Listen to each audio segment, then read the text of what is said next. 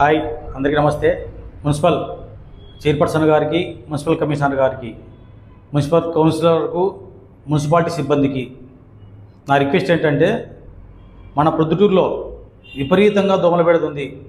ఎంత అంటే సాయంత్రం అయితే ఇంట్లో నుంచి బయటికి రాలేనంత. ఈ దోమల వల్ల ఈ దోమలు పుట్టడం వల్ల ప్రజలు ఎక్కడ ఏ హాస్పిటల్ చూసినా కూడా రోగాలతో, జ్వరాలతో కిక్కిరిస్తున్నారు. అంత విపరీతంగా ఉంది పరిస్థితి. ప్రజలే కాదు, పశుపక్షాదులు కూడా, ఆ మూగజీవాల అరణ్య రోదన అంతా ఇంత కాదు. మున్సిపల్ కౌన్సిలర్లు, మీరు కాంట్రాక్ట్ వర్కుల కోసం చేసే తపన ప్రజా సమస్యల మీద కూడా కొంత పెట్టండి. కాలువలు తీయించండి.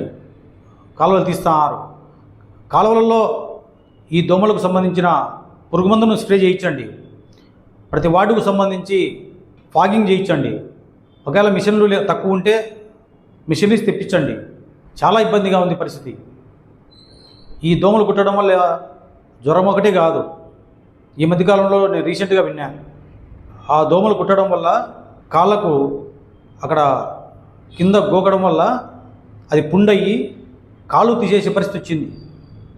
అంటే అంత విపరీతంగా ఉంటుంది, విపరీతంగా ఉంది పరిస్థితి.